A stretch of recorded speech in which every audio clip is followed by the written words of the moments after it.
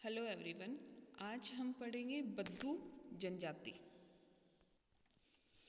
बद्दू जनजाति उष्ण मरुस्थलीय प्रदेश की आदिम जाति है और इसके बारे में आज हम अध्ययन करेंगे।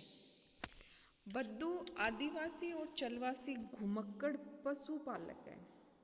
यानी कि घुमक्कड़ या चलवासी एक ही होता है, यानी कि वो घूम घूम के अपने पशु वो को चराते हैं और वो स्थायी नहीं रहते हैं। बद्दू का अर्थ होता है भ्रमणशील या खाना बदोश। ये जो आदिवासी हैं, ये मौसम के अनुसार जल और चारे की खोज में अपने परिवार तथा पशुओं के साथ एक स्थान से दूसरे स्थान के लिए स्थानांतरित होते रहते हैं। यानी कि ये अपने पशुओं को लेके, और देखो मरुस्थल में है तो जल और चारे दोनों की ही कमी होती है, तो ये लोग जल और चारे की खोज में क्या करते हैं, अपने परिवार और पशुओं के साथ एक स्थान से दूसरे स्थान पर घूमते रहते हैं। और इसीलिए इनका नाम बद्दू का अर्थ अरबी भाषा में होता है भ्रमणशील या खाना बदोश। इन पशुपालक जनजातियों को सामूहिक रूप से अनाजा कहा जाता है और इसके अनेक उपवर्ग हैं। इनमें जो रुवाला नामक बद्दुओं का समूह है वो सर्वाधिक महत्वपूर्ण है, जिसका प्रमुख व्यवसाय ऊंट पालना है। अब देखो बद्दुओं में भी जो इनको सामूहिक रूप से अनाजा कहा जाता है, लेकिन इसके भी कई उप वर्ग हैं और इनमें रवाला नाम का जो बद्दू है, बद्दुओं का जो समूह है वो सर्वाधिक महत्वपूर्ण है, क्योंकि उसको सर्वश्रेष्ठ माना गया है और उनका जो प्रमुख व्यवसाय है वो ऊंट पालना है।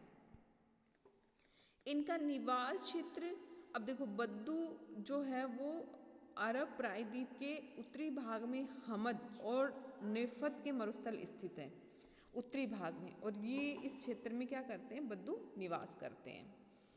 दक्षिणी पश्चिमी एशिया में अरब प्रायद्वीप के उत्तरी भाग में पाए जाते हैं और ये आदिवासी मध्य सीरिया से लेकर दक्षिण में अरब मरुस्थल के उत्तरी भाग तक बिखरे हुए हैं। अब देखो अरब मरुस्थल का उत्तरी भाग कौन से मरुस्थल मिलते हैं, वहाँ हमद और नेफद।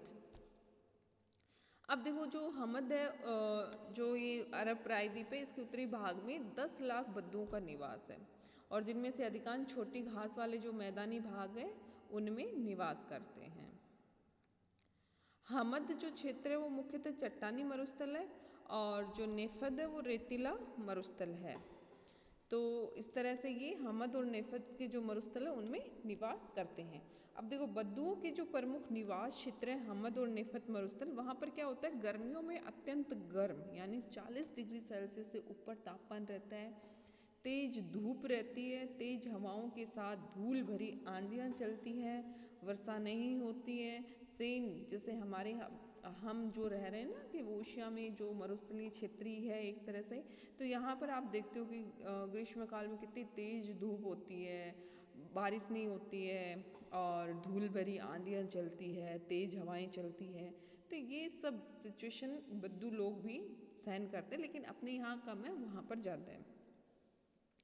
और शीतकाल में अत्यधिक शीतल, पाला पड़ना और कभी कभी हिमपात भी वहाँ पर होता है। तो ये थे उनके निवास क्षेत्र। नेक्स्ट है उनके शारीरिक लक्षण। अब देखो बद्दू जो लोग हैं वो दक्षिणी पश्चिमी एशिया के जो आर्मीनाइड और भूमध्य सागरीय काकेसाइड प्रजातियों के मिश्रण से संबंधित है, यानी कि इनका एक कोई पर्टिकुलर एक प्रजाति से संबंधित नहीं है, ये आर्मीनाइड और जो काकेसाइड प्रजाति है उनका मिश्रण से जो बद्दू लोग हैं वो मिश्रण है उन प्रजातियों का। इनका जो सामान्य लंबे होते हैं 160 से 167 सेंटीमीटर, इनका चेहरा लंबा और छोटा होता है, इनके नेत्र और बाल काले होते हैं और इनकी त्वचा का रंग पीला या पीलाभ होता है। तो ये थे इनके शारीरिक लक्षण। अब नेक्स्ट आते हैं हम इनका पशुपालन। तो बद्दू लोगों का जो मुख्य व्यवसाय है वो पशुपालन है और इनके पालतू पशुओं में ऊंट, भेड़, बकरियां, घोड़े, खच्चर आदि हैं, जिनमें ऊंट सर्वाधिक महत्वपूर्ण। अब देखो ऊंट इनकी जो है वो सर्वाधिक महत्वपूर्ण है। ऊंट पालने वाले जो रवाला है उनका जीवन स्तर ऊंचा माना जाता है, यानी कि बद्दुओं में जो ऊंट पालते हैं वो उनका सामाजिक आर्थिक स्तर ऊंचा मानते हैं, और जो भेड़ बकरियां पालते हैं उनको निम्न स्तर का ये मानते हैं। ऊंट और घोड़े ये सवारी के लिए पाले जाते हैं, जबकि भेड़ बकरियां से दूध, मांस, ऊन, चमड़े प्राप्त करते हैं। और ऊंटनी का दूध, बाल और चमड़ा बद्दुओं के जीवन का आधार है। और देखो अब हम देख रहे हैं कि बार बार ऊंट ऊंट ऊंट, तो बद्दू लोगों की अर्थव्यवस्था मुख्यतः ऊंट पर आधारित होती है। अब देखो आपको भी पता है कि ऊंट अपनी विशेषता के कारण रेगिस्तान का सर्वाधिक अनुकूल पशु है। ऊंट की मुख्य विशेषता ये है कि अब देखो ये तो आपको पता ही है कि ऊंट की प्रमुख विशेषता क्या है कि कई दिनों तक बिना पानी पिए रह सकता है, और इसकी कुब्बड़ में चर्बी होती है, तो उस चर्बी का क्या करता है वो भंडार रखता है। तो ऊंट एक बार में 10 से 20 गैलन पानी पी लेता है और उस सिंचित भंडार पर 10 से 20 दिन तक जीवित रह सकता है। तो सबसे मेन बात है, रेगिस्तान में है तो पानी तो जरूरी नहीं है कि हर टाइम मिले, तो ऊंट अपनी विशेषता के कारण क्या है, रेगिस्तान का सर्वाधिक अनुकूल पशु है। फिर दूसरा, इसके पैर लंबे और गद्देदार है, जो कि बालू में आसानी से ये तेजी से दौड़ने में समर्थ है। साथ ही ऊंट बोझा ढोने और अधिक दूरी तक यात्रा करने में भी समर्थ होता है। तो इस तरह से ऊंट को रेगिस्तान का जहाज भी कहा जाता है। तो अब ऊंट अपनी विशेषता के कारण रेगिस्तान का सर्वाधिक अनुकूल पशु है। तो बद्दू लोगों का मुख्य व्यवसाय पशुपालन है। मौसमी प्रवास, अब देखो बद्दू स्थानांतरणशील आदिवासी जो अपने परिवार, पशु और तंबुओं के साथ प्राय समूह में जलाशय और चारे की खोज में भ्रमण करते रहते हैं। अब देखो इसमें इनमें क्या होता है कि बद्दू जन ग्रीष्म काल में जब ग्रीष्म काल में सितंबर तक ये क्या करते हैं, हमद, जो कि उत्तरी पश्चिमी भाग में है, जो अरब प्रायद्वीप है उसके उत्तरी भाग में, मरुस्थल के उत्तरी भाग में है, और हमद के उत्तरी पश्चिमी भाग में ये ग्रीष्म काल में चले जाते हैं। और यहाँ कुछ उनको चारागाह और जल स्रोत मिल जाते हैं। जबकि उस टाइम जब ये ग्रीष्म काल में वहाँ जाते हैं, नेफद में क्या होता है कि जल और चारा विहीन हो जाता है, वो वहाँ पर बिल्कुल भी जल और पानी नहीं रहता है। लेकिन जैसे सितंबर आता है तो ये लोग क्या करते हैं, छोटे छोटे समूहों में दक्षिण की ओर प्रवास करने लग जाते हैं, और ये बसंत ऋतु यानी अप्रैल तक नेफद के रेतीले मरुस्थल पर पहुँच जाते हैं और वहाँ पर ये रहते हैं। क्योंकि वहाँ पर क्या होता है, जाड़े में थोड़ी बहुत वर्षा होती है, तो नेफद मरुस्थल में जलाशय और चारागाह उपलब्ध होते हैं। किंतु ग्रीष्म काल जब आती है तो वहाँ पर चारा और घास से सूख जाती है, तो इसलिए ये क्या करते हैं कि ग्रीष्म ऋतु में हमद में चले जाते हैं और शीतकाल में ये नेफद में आ जाते हैं। तो इस तरह से ये क्या करते हैं कि मौसमी प्रवास होता है इनमें, मौसम के अनुसार ये एक प्रवास करते हैं या एक स्थान से दूसरे स्थान पर जाते हैं। बद्दू मार्ग में जहाँ ठहरते हैं वहाँ पर तंबुओं का पड़ाव डालते हैं, और जलाशय मिलने पर एक स्थान पर कुछ दिन तक ठहर भी जाते हैं। और प्रवास में पड़ाव डालने और स्थानांतरण के निर्णय लेने में ऊँटों की संख्या का ध्यान में रखा जाता है। और जो बद्दू होते हैं उनमें एकता कम पाई जाती है, जिसके कारण ये छोटे छोटे समूहों में ही विचरण करते हैं। और एक प्रवासी झुंड में सामान्यतः 50 से 100 तक मनुष्य सम्मिलित होते हैं, जिसमें स्त्रियां और बच्चे भी शामिल होते हैं। तो इस तरह से ये था इनका मौसमी प्रवास, ये काफी इंपॉर्टेंट है, बद्दू लोगों में मौसमी प्रवास मिलता है। नेक्स्ट इनकी है अर्थव्यवस्था। तो बद्दुओं की अर्थव्यवस्था पूर्णतः पशुपालन पर आधारित है। ये लोग पशुओं से प्राप्त उत्पादों के बदले में अन्य लोगों से अपनी आवश्यकता की वस्तुएं प्राप्त करते हैं। ऊंट इनकी अर्थव्यवस्था का मूल आधार है, जिसके द्वारा अन्य लोगों से भोज्य पदार्थ तथा कीमती वस्तुएं ये प्राप्त करते हैं।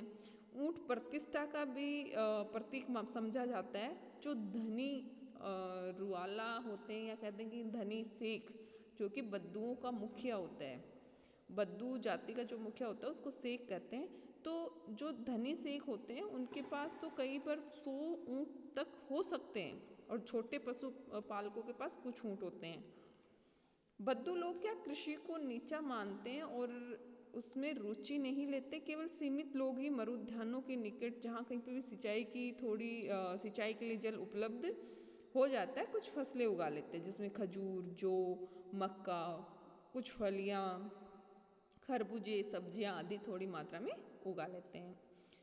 कभी कभी जब महामारी आती है तो पशुओं के झुंड नष्ट हो जाता है, तो ये लोग मजदूरी में भी खेती करने में संलग्न हो जाते हैं। यानी कि मजबूरी तो इंसान को कुछ भी करवा देती है, लेकिन ये कृषि को बहुत नीचा काम मानते हैं कि हम कृषि नहीं करेंगे। लेकिन जब कभी इन पे, जैसे कि देखो, हर इंसान को मजबूरी होती है तो वो कुछ भी करने को तैयार हो जाता है। तो कभी जब पशुओं में महामारी आती है और इनके पशुओं के झुंड नष्ट हो जाते हैं, तो ये कृषि में भी संलग्न हो जाते हैं।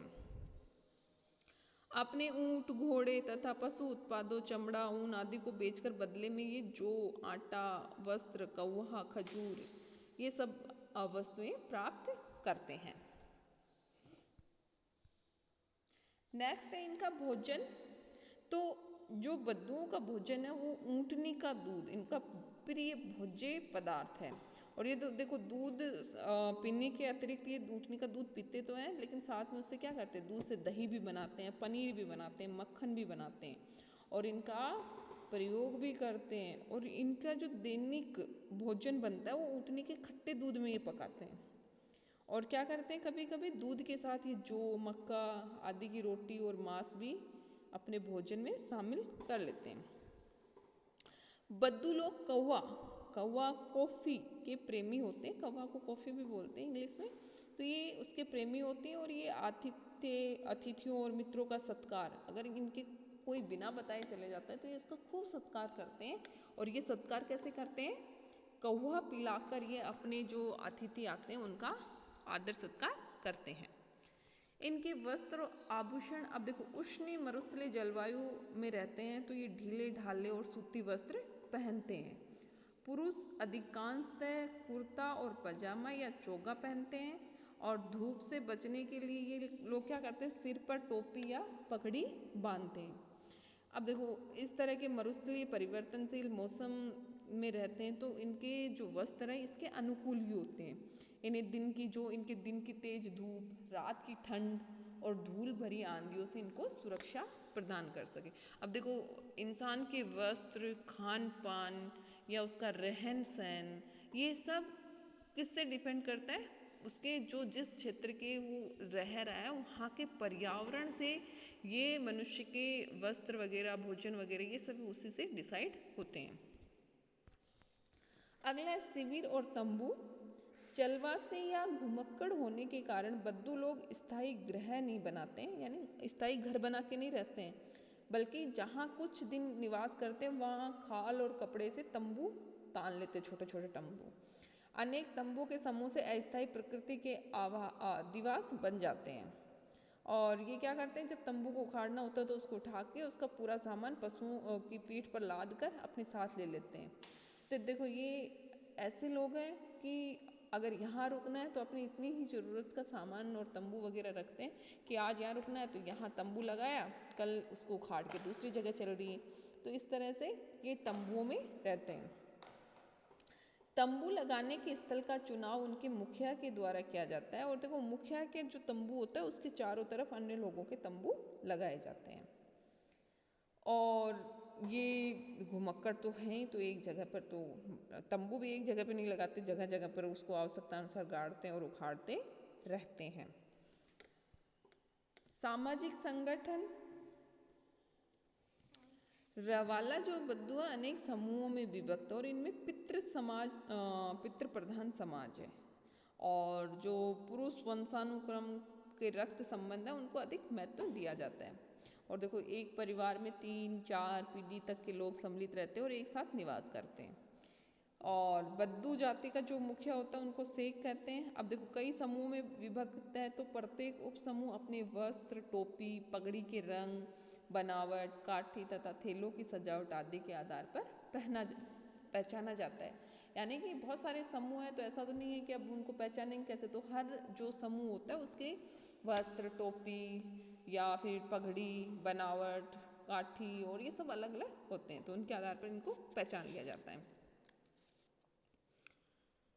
इनमें इस्लाम धर्म के ये अनुयायी है, तो इनमें बहुपत्नी विवाह का प्रचलन है और एक बद्दू के 4 पत्नियां रख सकता है।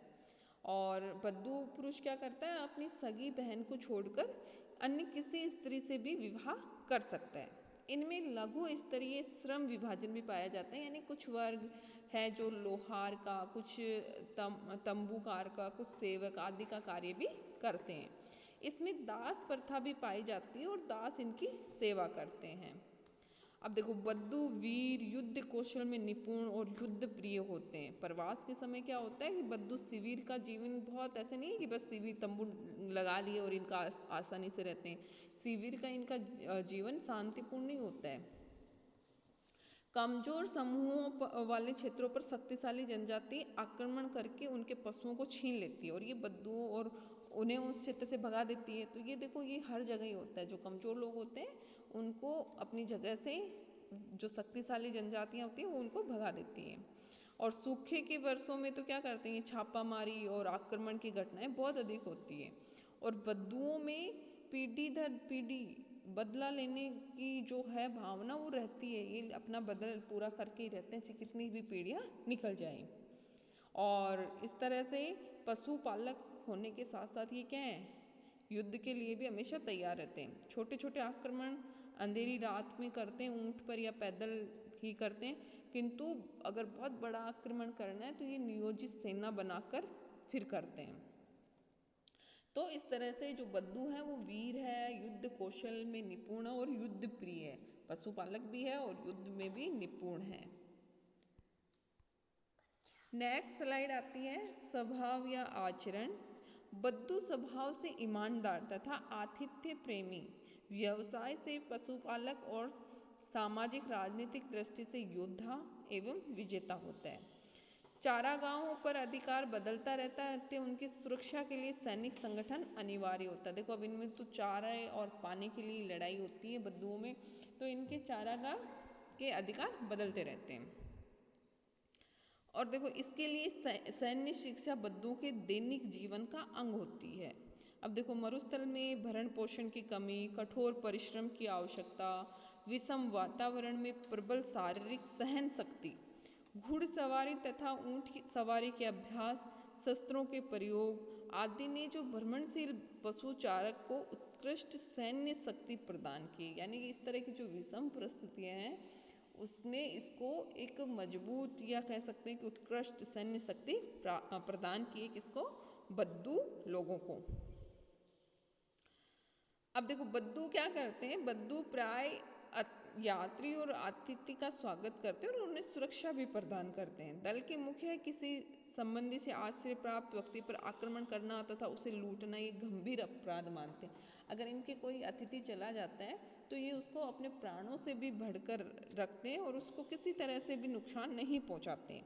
उसका खूब आतिथ्य सत्कार करते हैं और उत्सव भी मनाते हैं। और इससे क्या होता है, इनकी प्रतिष्ठा बढ़ती है और ये लोग अतिथि को सुरक्षित क्षेत्र तक पहुंचाने का भी प्रयत्न करते हैं। लेकिन अब क्या हो रहा है कि बाहरी प्रभाव से हाल ही के वर्षों में बद्दुओं के जीवन में कुछ परिवर्तन भी दिखाई पड़ने लगे हैं और अब कुछ सदस्य नौकरी भी करने लगे हैं और कुछ कृषि भी करने लगे हैं।